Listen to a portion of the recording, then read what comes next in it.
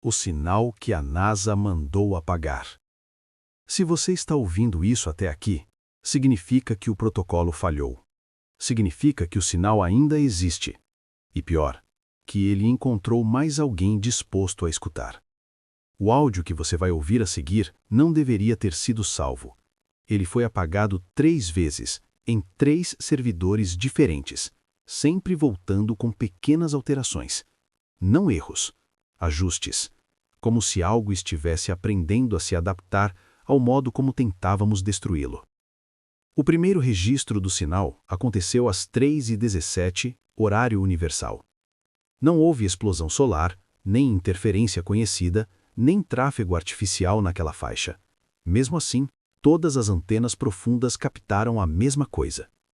Um pulso contínuo, baixo, quase tímido, tão fraco que passou despercebido por horas. Tão regular que, quando notamos, já era tarde demais. O problema nunca foi o som. Foi o intervalo entre ele.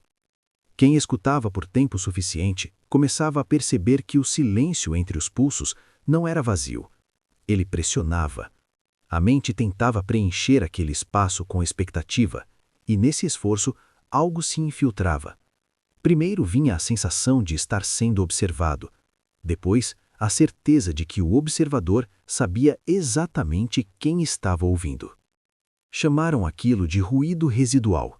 Mandaram arquivar, mandaram apagar. Mas o sinal não desapareceu. Ele apenas mudou de lugar. Sou um dos últimos técnicos que teve contato direto com os arquivos originais antes da ordem de silêncio total. Não posso citar nomes, não por medo de punição, mas porque muitos já não respondem. Alguns se aposentaram abruptamente, outros desapareceram. 2 morreram dormindo com os fones ainda conectados. Todos ouviram a mesma coisa. No início, o sinal parecia apenas uma sequência irregular de pulsações. Nada que não pudesse ser explicado por um objeto interestelar desconhecido ou uma distorção gravitacional rara. O erro foi tentar organizá-lo. Quando transformamos o áudio em padrões visuais, percebemos que os pulsos obedeciam a uma lógica interna, não matemática, cognitiva. Era como se o sinal estivesse testando nossa capacidade de reconhecer ritmo. Quando alguém finalmente comentou que aquilo lembrava respiração, a sala inteira ficou em silêncio. Não por concordar, mas porque todos sentiram, ao mesmo tempo, uma pressão estranha no peito. Um incômodo primitivo, como se algo tivesse acabado de se alinhar. Naquela noite, ninguém dormiu direito. Os sonhos começaram a se repetir. Não imagens claras, mas sensações compartilhadas. Corredores longos, escuros, sem paredes visíveis. Uma presença ao fundo. Sempre distante, sempre paciente, nunca se aproximando, nunca se afastando. Quando o primeiro engenheiro começou a ouvir o sinal sem fones, achamos que fosse exaustão. Ele jurava que escutava o pulso no ar da sala, no zumbido do ar-condicionado, no próprio sangue correndo nos ouvidos. Foi afastado. 2 dias depois, voltou por conta própria, pálido, dizendo que precisava terminar de escutar. Nunca mais saiu do prédio. Foi aí que o nome surgiu. Não apareceu em documento oficial, nem foi escolhido em reunião.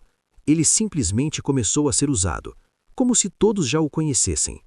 Nerot. Não um nome próprio, mas uma designação. Algo que se manifesta quando observado.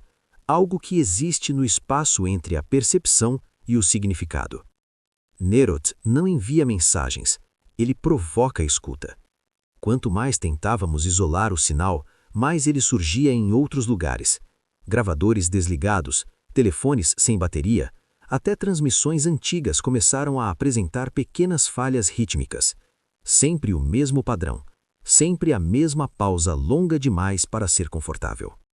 A ordem final veio rápido: apagar tudo, encerrar pesquisas, classificar como interferência irrelevante, criar relatórios falsos e, principalmente, parar de ouvir. Mas ouvir não era uma opção.